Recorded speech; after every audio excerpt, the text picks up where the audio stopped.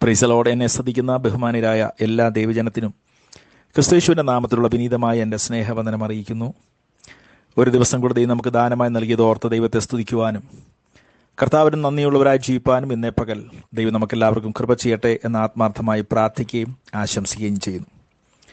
ശരിയായ നിലയിൽ പ്രാർത്ഥിക്കുന്നവരിൽ നല്ല ആത്മീയ പരിജ്ഞാനം ഉണ്ടായിരിക്കേണ്ടത് ആവശ്യമാണ്.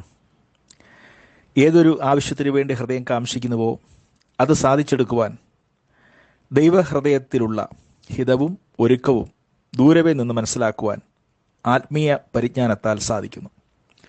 100 പവൻ വിലയുള്ള ഒരു മുത്ത് ഓടയിൽ കിടക്കുന്നത് കണ്ടാൽ അതിന് വില എത്രയെന്ന് മനസ്സിലാക്കുവാൻ കഴിയാത്തവൻ അതിനെ അവഗണിച്ച് കടന്നു പോകും. എന്നാൽ ആ മുത്തിൻ്റെ വിലയെക്കുറിച്ച് ശരിയായ അറിവുള്ളവനാണെങ്കിൽ അത് കരഗതമാക്കുവാൻ എന്ത് ത്യാഗവും സഹിക്കുവാൻ തയ്യാറാകും. അതുപോലെയാണ് ദൈവിക കാര്യങ്ങളിൽ ഹൃദയത്തിൻ്റെ അനുഭവം. ദൈവഹിതത്തിൻ്റെ വില എത്രത്തോളമെന്ന് ഒരുവൻ ശരിയായി മനസ്സിലാക്കിയാൽ അവൻ്റെ ഹൃദയവും ആത്മശക്തിയും അവയിൽ ഏകാഗ്രമായിരിക്കും. ഇന്ന് എന്നെ കേൾക്കുന്ന ദൈവത്തിൻ്റെ മക്കളെ, ദൈവഹിതപ്രകാരമുള്ള പ്രാർത്ഥനയിലേക്കാണ് ഇന്ന് നമ്മുടെ ചിന്ത നാം നയിക്കുന്നത്. നാം എല്ലാവരും പ്രാർത്ഥിക്കാറുണ്ട്. വ്യത്യസ്തമായ പ്രാർത്ഥനകൾ തന്നെ വിശുദ്ധ ബൈബിൾ അടിസ്ഥാനത്തിൽ നമ്മൾ ഗ്രഹിച്ചിട്ടുണ്ട്. എന്നാൽ നാം നമ്മുടെ ആവശ്യങ്ങൾ അക്കമിട്ട് നിർത്തുമ്പോൾ തന്നെ വളരെ പ്രാധാന്യതയോടെ ഓർക്കേണ്ട പ്രധാനപ്പെട്ട കാര്യം ദൈവഹിതം എന്തെന്ന് തിരിച്ചറിഞ്ഞ് പ്രാർത്ഥിക്കുന്നതാണ് പരിജ്ഞാനമുള്ള പ്രാർത്ഥന. അപ്പോൾ ദൈവഹിതം തിരിച്ചറിയുവാൻ നമുക്ക് ആത്മീയ പരിജ്ഞാനം ആവശ്യമുണ്ട് എന്നാണ് ഞാൻ മുഖവരയിൽ ഓർപ്പിച്ചത്. ഈ തിരിച്ചറിവോടെ നമുക്ക് കൊലോസ്യ ലേഖനം 4-ാം അധ്യായം 12-ാം വാക്യത്തിലേക്ക് നമ്മുടെ ശ്രദ്ധയെ തിരിക്കാം. നിങ്ങളിൽ ഒരുത്തനായി ക്രിസ്തുയേശുവിൻ്റെ ദാസനായ എപ്പപ്രാസ് നിങ്ങളെ വന്ദനം ചൊല്ലുന്നു.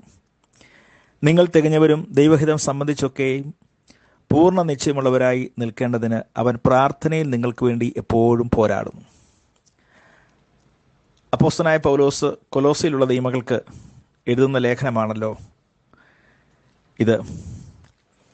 അപ്പോസ്തലൻ ഈ ലേഖനം എഴുതുന്നവരെ ആ കൊലോസ്യയിലുള്ള ദൈവമക്കളെ താൻ കണ്ടിട്ടില്ല. 2-ാം അധ്യായം അത് സാക്ഷിക്കുന്നുണ്ട്. എന്നാൽ ആ സഭയിൽ അംഗമായിരിക്കുകയും ആ സഭയുടെ നേതൃത്വത്തിലുള്ള എപ്പപ്രാസിലൂടെ തനിക്ക് ലഭിച്ച അറിവാണ് ആ സഭയെ ഓർത്ത് കർത്താവിനെ സ്തുതിപ്പാനും ഈ മനോഹരമായ ലേഖനം എഴുതുവാനുള്ള പ്രധാനപ്പെട്ട കാരണം. അതിലേക്ക് വിരൽ ചൂണ്ടുന്ന മനോഹരമായൊരു വാക്യം 1-ാം അധ്യായം അതിൻ്റെ 7-ാം വാക്യം.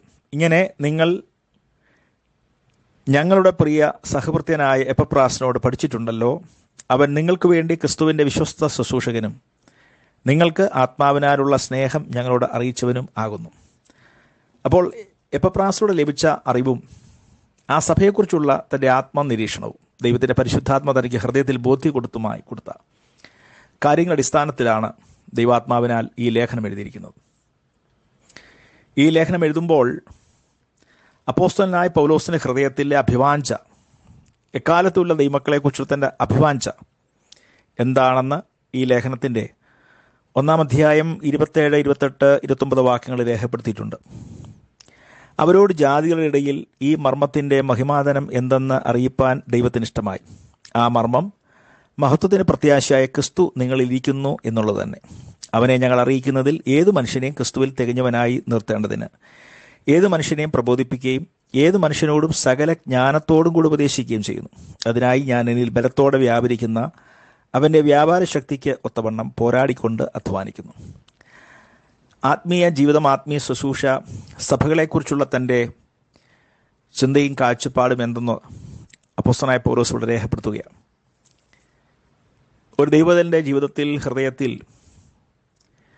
മഹത്വത്തിൻ്റെ പ്രത്യാശയായ ക്രിസ്തു വസിക്കുന്നു എന്നും ക്രിസ്ത്യാനിത്വത്തിൻ്റെ പ്രധാന തെളിവ് അതാണെന്നും താൻ രേഖപ്പെടുത്തുമ്പോൾ തന്നെ തൻ്റെ ദൗത്യത്തോടുള്ള ബന്ധത്തിൽ യേശുവിനെ മറ്റുള്ളവരോട് അറിയിക്കുമ്പോൾ ആ പ്രസംഗത്തിലൂടെ, ആ പഠിപ്പിക്കലിലൂടെ താൻ എന്താണ് വിവക്ഷിക്കുന്നത് എന്ന് 28-ാം വാക്യത്തിൽ താൻ രേഖപ്പെടുത്തുകയാണ്. ഏതു മനുഷ്യനെയും ക്രിസ്തുവിൽ തികഞ്ഞവനാക്കുക. അതിന് ഏതു മനുഷ്യനെയും ഉപദേശിക്കുന്നു, പ്രബോധിപ്പിക്കുന്നു, സകല ജ്ഞാനത്തോടും കൂടെ എന്ന് അദ്ദേഹം രേഖപ്പെടുത്തുകയാണ്. അപ്പോൾ ഒരുവനെ ക്രിസ്തുവിൽ തികഞ്ഞവനാക്കുക. നമ്മുടെ എല്ലാവരുടെയും ജീവിതത്തെ ടാർഗറ്റ് ഇതാണ്, ക്രിസ്തുവിൽ തികഞ്ഞവരായിത്തീരുക. Perfect to make perfect in Christ എന്ന് എഫെസ് ലേഖനത്തിൽ പറയുന്നുണ്ട്. ക്രിസ്തുവിൽ ഒരുവനെ തികഞ്ഞവനാക്കി നിർത്തുക. അതുതന്നെയാണ് കൊലോസ് ലേഖനത്തിൽ പറഞ്ഞിരിക്കുന്നത്. അപ്പോൾ അപ്പോസ്തലൻ്റെ കാഴ്ചപ്പാട്, അപ്പോസ്തലൻ്റെ ജീവിതത്തിൽ ദൈവസഭകളെക്കുറിച്ചും ഓരോ വ്യക്തിയെക്കുറിച്ചുള്ള ആത്മീയ കാഴ്ചപ്പാട്, ഓരോ വ്യക്തിയും യേശുക്രിസ്തുവിൽ തികഞ്ഞവരായി തീരുക, ആ ഒരു കാഴ്ചപ്പാടും ദർശനവും തൻ്റെ സഹഭടന്മാരോട് അറിയിച്ചിരുന്നത് കൊണ്ട് അവരുടെയും പ്രസംഗങ്ങളിൽ, അവരുടെയും പഠിപ്പിക്കലുകളിൽ, അവരുടെയും പ്രാർത്ഥനകളിൽ അത് നിഴലിച്ചു നിന്നിരുന്നു എന്നത് നമുക്ക് ഈ ലേഖനം വായിക്കുമ്പോൾ മനസ്സിലാക്കാൻ കഴിയും. ഈ ഒരു ചിന്തയിൽ നിന്നുമാണ് അപ്പോസ്തലനായ പൗലോസ് എപ്പഫ്രാസിൽ കണ്ട ഒരു വിശേഷപ്പെട്ട കാര്യത്തെ 4-ാം അധ്യായം 12-ാം വാക്യത്തിലൂടെ ആ ലേഖനം എഴുതുമ്പോൾ ആ സഭയെ അറിയിക്കുന്നത്.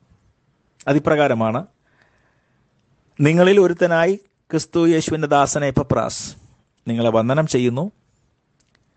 വന്ദനം അറിയിച്ച ശേഷം അതിപ്രധാനമായ ഒരു കാര്യം, അതായത് എപ്പഫ്രാസിൻ്റെ ജീവിതത്തിൽ കണ്ട ഒരു വിശിഷ്ട കാര്യം, തൻ്റെ പ്രാർത്ഥനാ ജീവിതം, ആ പ്രാർത്ഥനയുടെ സൗന്ദര്യം, ആ പ്രാർത്ഥനയുടെ വിശേഷത അപ്പോസ്തലൻ പൗലോസിനെ ഹഠാൽ ആകർഷിച്ചു. അത് ആ സഭയെ എഴുതി അറിയിക്കുക. നിങ്ങൾ തികഞ്ഞവരും ദൈവഹിതം സംബന്ധിച്ചൊക്കെയും പൂർണ്ണ നിശ്ചയമുള്ളവരുമായി നിൽക്കേണ്ടതിന് അവൻ പ്രാർത്ഥനയിൽ നിങ്ങൾക്ക് വേണ്ടി എപ്പോഴും പോരാടുന്നു. നാം മനസ്സിലാക്കുന്നത് എപ്പഫ്രാസിൻ്റെ ഒരു പ്രാർത്ഥനയാണ്. ഇവിടെ പ്രാർത്ഥന എന്നതിന് ഇംഗ്ലീഷിൽ കൊടുത്തത് he is wrestling in prayer എന്ന, പ്രാർത്ഥനയിൽ താൻ പോരാടുക, മല്ല് കെട്ടുക. ആഗനൈസോ എന്ന ഒരു ഗ്രീക്ക് വാക്കാണ് അവിടെ ഉപയോഗിച്ചിരിക്കുന്നത്. അതിൽ നിന്നുമാണ് ആഗനൈസ് എന്ന ഇംഗ്ലീഷ് പദമുണ്ടായത്. അതിന് തീവ്ര വേദന അനുഭവിക്കുക, വേദനാജനകമായ ഹൃദയത്തോടെ പ്രാർത്ഥിക്കുക എന്നൊക്കെയാണ് അർത്ഥം വിവക്ഷിക്കപ്പെടുന്നത്. അപ്പോൾ ഇതോ സാധാരണ പ്രാർത്ഥനയല്ല, സ്വാർത്ഥമായ പ്രാർത്ഥന അല്ലത്. തനിക്ക് വേണ്ടിയല്ല, തൻ്റെ ശുശ്രൂഷയ്ക്ക് വേണ്ടിയല്ല, ഏതെങ്കിലും ഒരു ഭൗതിക കാര്യത്തിന് വേണ്ടിയല്ല. തൻ്റെ പ്രാർത്ഥനയുടെ ലക്ഷ്യം താൻ ഉൾപ്പെട്ടു നിൽക്കുന്നതും താൻ ശുശ്രൂഷ നിർവഹിക്കുന്നതുമായ കൊലോസിലെ ദൈവമക്കൾ തികഞ്ഞവരും ദൈവഹിതം സംബന്ധിച്ചൊക്കെയും പൂർണ്ണ നിശ്ചയമുള്ളവരാകണം. അപ്പോൾ ദൈവഹിതം സംബന്ധിച്ച്, വിൽ ഓഫ് ഗോഡ്, ദൈവഹിതത്തെ സംബന്ധിച്ച് ഒരിക്കലും കൊലോസിലുള്ള ദൈവമക്കൾക്ക് ആശയക്കുഴപ്പം ഉണ്ടാകാൻ പാടില്ല. ദൈവഹിതവും മാനുഷിക ഹിതവുമുണ്ട്. മാനുഷ്യഹിതം ഒരിക്കലും ദൈവഹിതമാകാൻ പാടില്ല. വളരെ ക്ലിയറായി തെളിമയോടെ ദൈവഹിതത്തെ തിരിച്ചറിഞ്ഞ് ജീവിക്കുവാനും ക്രിസ്തുവിൽ അവർ തികവിലേക്ക്, പെർഫെക്ഷനിലേക്ക്, മച്യൂരിറ്റിയിലേക്ക് വരണം. ദൈവഹിതം സംബന്ധിച്ച് പൂർണ്ണ നിശ്ചയം, ആശയക്കുഴപ്പമില്ലാത്ത വ്യക്തതയുള്ള നിലയിൽ ആ ദൈവമക്കൾ ക്രിസ്തുവിൽ തികഞ്ഞവരും ദൈവഹിതത്തെ സംബന്ധിച്ചുള്ള പൂർണ്ണ ബോധ്യമുള്ള തികഞ്ഞ സമർപ്പണവും അറിവുമുള്ളവരായി, പരിജ്ഞാനമുള്ള ഒരു സമൂഹമായി കൊലോസിലെ ദൈവമക്കൾ ആയിത്തീരണമേ എന്നത് തൻ്റെ ഹൃദയത്തിൻ്റെ വലിയ പൊള്ളുന്ന വേദനയായിരുന്നു. ആ തീവ്രമായ വേദന അനുഭവിച്ചുകൊണ്ട് അങ്ങനെയുള്ള ഹൃദയത്തോടുകൂടെ പ്രാർത്ഥനയിൽ പോരാടുന്ന ഒരു എപ്പഫ്രാസിനെ അവർ കാണുന്നത്.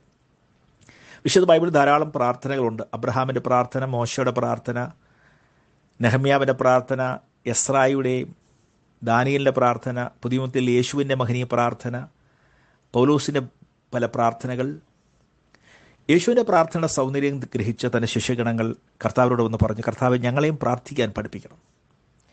നിശ്ചയമായിട്ടും പ്രാർത്ഥന മനുഷ്യർക്ക് വിളങ്ങാൻ വേണ്ടിയല്ല, പക്ഷെങ്കിൽ നമ്മുടെ പ്രാർത്ഥന സ്വഭാവം അത് പക്വമാകണം. റോമാലേഖനത്തിൽ നമ്മൾ വായിക്കുന്നുണ്ട്, എന്തു പ്രാർത്ഥിക്കണമെന്ന് നമുക്കറിയില്ല, പക്ഷേ ദൈവത്തിൻ്റെ ആത്മാവ് നമ്മളത് പഠിപ്പിക്കുന്നു. ഒരുപക്ഷെ എങ്ങനെ പ്രാർത്ഥിക്കണം നമുക്കറിയാം, പക്ഷേ എന്ത് പ്രാർത്ഥിക്കണം, ഹൗ ടു പ്രേ എന്ന് നമുക്കൊരു വിഷയം അറിയായിരിക്കും. എങ്ങനെ പ്രാർത്ഥിക്കണം, ബട്ട് വാട്ട് ടു പ്രേ, എന്ത് പ്രാർത്ഥിക്കണം, അത് വളരെ പരിജ്ഞാനത്തോടെ ദൈവത്തിൻ്റെ ആത്മാവിനാൽ ഗ്രഹിക്കേണ്ട ഒരു കാര്യമാണ്. അതുകൊണ്ട് ഞാൻ പറഞ്ഞത് മുഖവരയിൽ, ശരിയായ ദൈവഹിതപ്രകാരമുള്ള പ്രാർത്ഥന, ദൈവത്തിൻ്റെ തിരുഹൃദയത്തിലെ ഹിതം, ദൈവത്തിൻ്റെ ഒരുക്കവും തിരിച്ചറിയണമെങ്കിൽ ആത്മപരിജ്ഞാനമുള്ളൊരു ഹൃദയം വേണം. അത് ആത്മാവിനാൽ നയിക്കപ്പെടുന്ന, ആത്മാവിനാൽ പഠിപ്പിക്കപ്പെട്ട ഹൃദയത്തിന് മാത്രമേ ദൈവത്തിൻ്റെ ഹിതം എന്തെന്ന് തിരിച്ചറിഞ്ഞ് പ്രാർത്ഥിക്കാൻ പറ്റൂ. യേശു കർത്താവിൻ്റെ ശുശ്രൂഷ കാലയളവിൽ പലപ്പോഴും അത്ഭുതങ്ങൾ ചെയ്യാനും അടയാളങ്ങൾ ചെയ്യുവാനും സമൂഹത്തിൽ നിർബന്ധങ്ങൾ വന്നപ്പോൾ കർത്താവ് തിരിച്ചറിഞ്ഞൊരു കാര്യമുണ്ട്, എൻ്റെ പിതാവിൻ്റെ നാഴിക ഇതുവരെ വന്നിട്ടില്ല, അല്ലെങ്കിൽ പിതാവിൻ്റെ ഇഷ്ടം. എബ്രാലേഖനത്തിൽ നമ്മൾ വായിക്കുന്നുണ്ട്, ഇതാ ഞാൻ വരുന്നു, പുസ്തക ചുരുളുകൾ എന്നെക്കുറിച്ച് എഴുതിയിരിക്കുന്നു, ഇതാ നിൻ്റെ ഇഷ്ടം ചെയ്യുവാൻ ഞാൻ വരുന്നു. ഇപ്പോൾ കർത്താവിൻ്റെ ഭൂമിയിലേക്കുള്ള വരവും കർത്താവിൻ്റെ മുഴു ജീവിതവും ശുശ്രൂഷയും എല്ലാം ദൈവഹിതം നിർവഹിക്കുക എന്നുള്ളതായിരുന്നു. ഗതസമനയിൽ പോലും മുഴു ലോകത്തിൻ്റെയും പാപത്തിൻ്റെ ശിക്ഷ ഒറ്റയ്ക്ക് ആ ശരീരത്തിൽ വഹിക്കുമ്പോൾ ആ കഠിന വേദനയിൽ കർത്താവ് പറഞ്ഞു, കഴിയുമെങ്കിൽ ഈ പാനപാത്രം നീക്കണമേ, എന്നാലും എൻ്റെ ഇഷ്ടമല്ല അങ്ങയുടെ ഇഷ്ടം. അപ്പോൾ ദൈവഹിതത്തിന് വേണ്ടി ഏൽപ്പിക്കപ്പെടുന്ന കർത്താവിനെ നമുക്ക് കാണാൻ കഴിയുന്നുണ്ട്. ദൈവഹിതപ്രകാരമുള്ള പ്രാർത്ഥന, ദൈവഹിതപ്രകാരമുള്ള ജീവിതം, എല്ലാറ്റിനും ദൈവഹിതത്തിന് മുഴു പ്രാധാന്യം കൊടുക്കുന്ന അനുഭവം. പ്രാർത്ഥനയിലും ആ ഒരു അനുഭവത്തിൽ വരണമെങ്കിൽ ദൈവത്തിൻ്റെ പരിജ്ഞാനമുള്ള ഹൃദയം നമ്മൾ പ്രാപിക്കണം. യോഹന്നാന്റെ സുവിശേഷം 15-ാം അധ്യായത്തിന് 7-ാം വാക്യം നമ്മിങ്ങനെ വായിക്കുന്നു, എൻ്റെ വചനം നിങ്ങളിലും നിങ്ങൾ എന്നിലും വസിച്ചാൽ നിങ്ങൾ ഇച്ഛിക്കുന്നത് എന്തെങ്കിലും അപേക്ഷിപ്പീൻ, അത് നിങ്ങൾ കിട്ടും. നിങ്ങൾ ഇച്ഛിക്കുന്ന എന്തെങ്കിലും അപേക്ഷിപ്പീൻ, അത് നിങ്ങൾ കിട്ടും.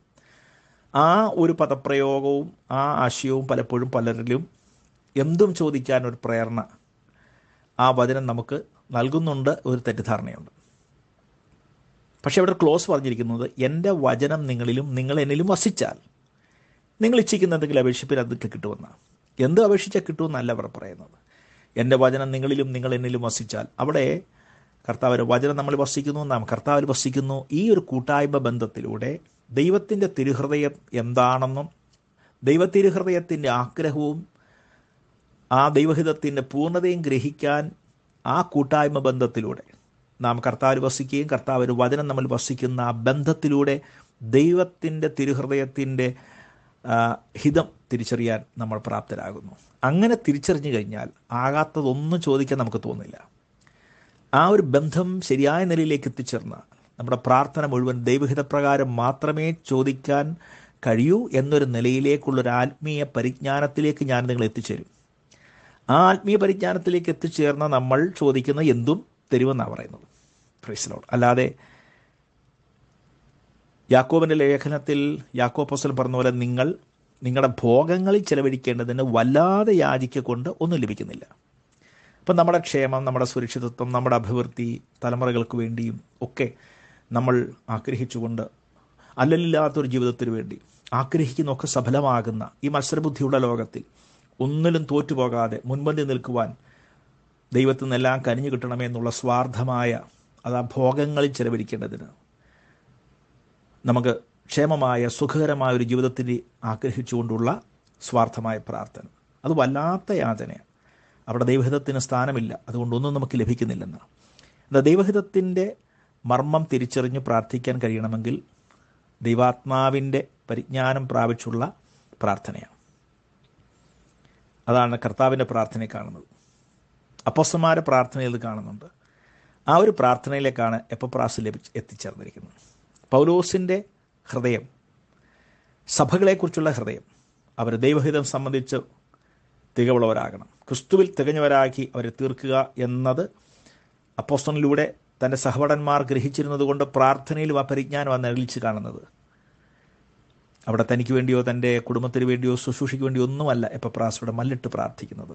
മറിച്ച് കൊലോസിലുള്ള ദൈവമക്കൾ ദൈവഹിതം സംബന്ധിച്ച് തികഞ്ഞവരും ദൈവഹിതം സംബന്ധിച്ച് പൂർണ്ണ നിശ്ചയമുള്ളവരാകാൻ കർത്താവ് കൃപ ചെയ്യണമേ. ധന്യമായൊരു ജീവിതം, പരിജ്ഞാനത്തിൻ്റെ ഒരു ജീവിതം, ദൈവഹിതത്തിൻ്റെ ഒരു ജീവിതം അവർക്കുണ്ടാകണമേ എന്ന് പ്രാർത്ഥനയിൽ പോരാടുക, മല്ലിട്ട് പ്രാർത്ഥിക്കുക, തീവ്രവേദനയോടെ പ്രാർത്ഥിക്കുക. എന്നെ കേൾക്കുന്ന ദൈവത്തിൻ്റെ മക്കളെ, നാം നമ്മളെക്കുറിച്ചും നമ്മുടെ കുടുംബത്തെക്കുറിച്ചും നമ്മുടെ സഭകളെക്കുറിച്ചും നമ്മുടെ ഈ ലോകത്തെക്കുറിച്ചും സമൂഹത്തെക്കുറിച്ചും അങ്ങനെ തീവ്രവേദന അനുഭവിച്ചുകൊണ്ടുള്ള ഒരു ഹൃദയത്തിൽ നിന്ന് ഉരുത്തിരിയുന്ന ദൈവഹൃദയം എന്തെന്ന്, ഹിതമെന്തെന്ന് തിരിച്ചറിയാനുള്ള ആത്മപരിജ്ഞാനത്തോടെ ഇതുവരെ പ്രാർത്ഥിക്കാൻ നമുക്ക് കഴിഞ്ഞിട്ടുണ്ടോ? കഴിഞ്ഞിട്ടില്ലെങ്കിൽ പ്രാർത്ഥനയിൽ പൊളിച്ചെടുത്ത് നമുക്ക് ആവശ്യമാണ്. ദൈവത്തിന് ഇഷ്ടപ്രകാരം ജീവിപ്പാനും പ്രാർത്ഥിപ്പാനും ആ ഒരു നിലയിൽ നമ്മുടെ ജീവിതത്തെ രൂപം ചെയ്തെടുക്കുവാൻ നമ്മുടെ കർത്താവിനോട് നമുക്ക് പ്രാർത്ഥിക്കാം. അങ്ങനെയുള്ള പ്രാർത്ഥനകളാണ് വിശുദ്ധ ബൈബിളിൽ കാണുന്ന ഭക്തന്മാരുടെ പ്രാർത്ഥന. ആ ഭക്തന്മാരുടെ ശ്രേണിയിലേക്ക് നമുക്ക് വരാം. മത്സരബുദ്ധിയുള്ള ഈ ലോകത്തിൽ, ഈ ഭൂമിയിലെ നിലനിൽപ്പിന് വേണ്ടിയുള്ള സ്വാർത്ഥതയുള്ള പ്രാർത്ഥനകൾ വഴിയാം കർത്താവിൻ്റെ പ്രാർത്ഥനയുടെ മാതൃക, ഉദാത്തമായ മാതൃക, അതിലേക്കും അനുഗ്രഹീതരായ ദൈവഭക്തന്മാർ കാലോചിതമായി ആ സമൂഹത്തിൽ നിന്നുകൊണ്ട് തങ്ങൾക്ക് വേണ്ടിയല്ല, തങ്ങളെ ഉൾപ്പെടുത്തി പാപങ്ങളെ ഏറ്റുപറഞ്ഞുകൊണ്ട് ദൈവഹിതപ്രകാരമുള്ള പ്രാർത്ഥനയ്ക്ക് വേണ്ടി, ആത്മീയ ചലനത്തിന് വേണ്ടി, രൂപാന്തരത്തിന് വേണ്ടി, ഉണർവ് വേണ്ടി പ്രാർത്ഥിച്ചപ്പോൾ നിർവഹിച്ചതുപോലെ പ്രാർത്ഥന ജീവിതത്തിന് വേണ്ടി നമുക്ക് സമർപ്പിക്കാം. ദൈവത്തിനായി നമ്മെ സഹായിക്കട്ടെ.